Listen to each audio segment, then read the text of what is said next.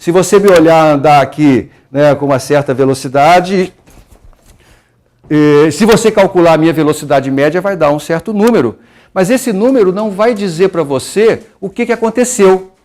Ele não vai dizer para você, por exemplo, que eu estava andando devagar e depois andei mais depressa. A velocidade média não leva em conta isso, simplesmente divide a distância pelo tempo. Preciso focalizar um intervalo de tempo mais curto para poder discriminar entre intervalos ou trechos que eu andei com muita velocidade de trechos onde eu andei com pouca velocidade. A gente podia fazer isso, por exemplo, do trilho.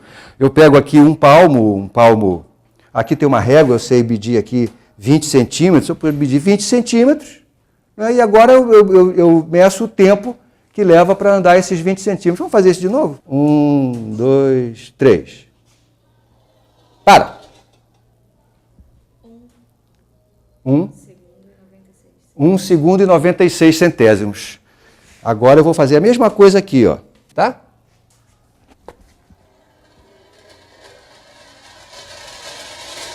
Já, para!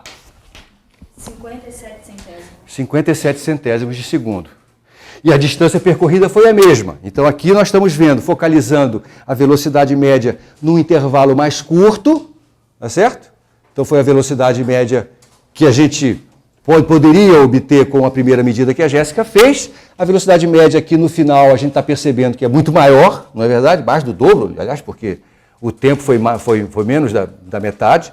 E se a gente agora for refinando isso, eu for pegando esse tempo em distâncias cada vez mais curtas, né, eu vou me aproximar da ideia que eu chamo de velocidade instantânea. Então, a velocidade instantânea é isso. É eu ir pegando intervalos cada vez mais curtos, medindo a distância percorrida naquele intervalo de tempo curto e dividindo a distância pelo tempo.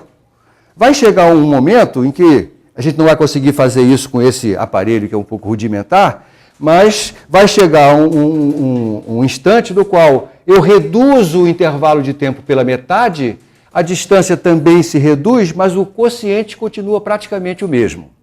Quando isso acontecer, eu digo que esse quociente chama-se a velocidade instantânea. Quando eu perguntei para ela qual era a diferença entre os dois, ela disse, no segundo a velocidade é maior. Mas toma cuidado com essa resposta, porque a velocidade é maior aonde? Se você pegar logo no início desse aqui, ó, e comparar com a velocidade final do outro, a velocidade final do outro era maior do que essa. Então toma cuidado, comparar velocidades é delicado. Aqui o que você poderia comparar seria a velocidade média, né? Ou então o tempo total que leva para percorrer, ou então a velocidade instantânea no final, por exemplo. São coisas que você poderia comparar. Tá? E eu vou representar aqui a velocidade instantânea, medida desta forma que eu acabei de indicar, ou seja, medindo distâncias percorridas em intervalos de tempo bem curtinhos e fazendo a divisão da distância pelo tempo, eu vou representar isso em forma gráfica. Para este fenômeno que você está observando, o gráfico velocidade-tempo tem esta cara aqui. Ele é relativamente simples. A velocidade aumenta à medida que o tempo passa, mas ela aumenta de um jeito muito simples. Que tipo de função é essa daqui?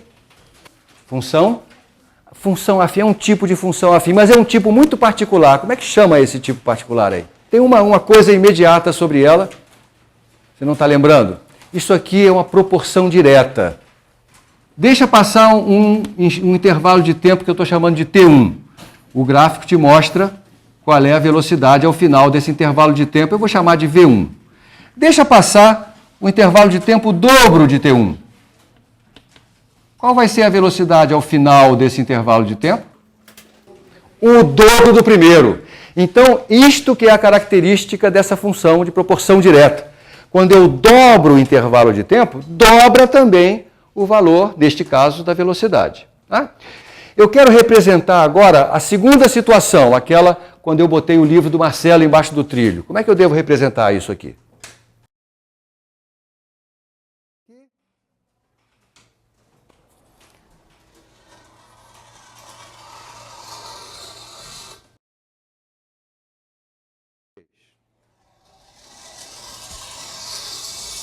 Será que ela deve ser paralela a essa? Será que ela deve ser mais inclinada? Será que ela deve ser menos inclinada? Lembre, Eric, ela também começa aqui, porque no instante inicial a velocidade era 0. Então ela também começa aqui. Tem que estar mais inclinada, você tem razão. E como é que eu sei disso? Eu sei disso porque no mesmo intervalo de tempo, na segunda situação, a velocidade aumentava mais. Ela aumenta mais depressa na segunda situação do que aumentava na primeira. E aí eu sou levado a introduzir uma grandeza física, uma grandeza cinemática, cujo papel é dizer para a gente com que rapidez a velocidade aumenta. Tá certo? Essa grandeza chama-se aceleração. E eu vou defini-la da seguinte maneira. Trace um triângulo retângulo cuja hipotenusa esteja apoiada neste gráfico e que tenha um cateto vertical e outro horizontal. Esse cateto vertical aqui, ele é simplesmente a diferença entre a velocidade final nesse intervalo e a velocidade inicial no mesmo intervalo. É a diferença dessas duas velocidades. É o quanto a velocidade aumentou ou variou. Sempre que a gente quer em física representar a variação de uma quantidade, a gente usa um símbolo, que é uma letra grega, a letra delta. Delta indica para um físico a variação de alguma coisa. E, neste caso, a variação de velocidade. Você pode interpretar assim, a variação de velocidade é o valor final da velocidade menos o seu valor inicial, que é exatamente o tamanho deste cateto vertical.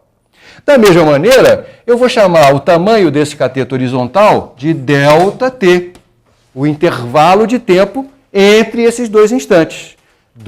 Nesse exemplo, este tempo menos este tempo. E eu vou definir a aceleração, que é a rapidez com que a velocidade muda, através do quociente dessas duas quantidades. Isso aqui vai ser ΔV dividido por ΔT. Então eu posso dizer que a aceleração do fenômeno 2 é maior do que a aceleração do fenômeno 1.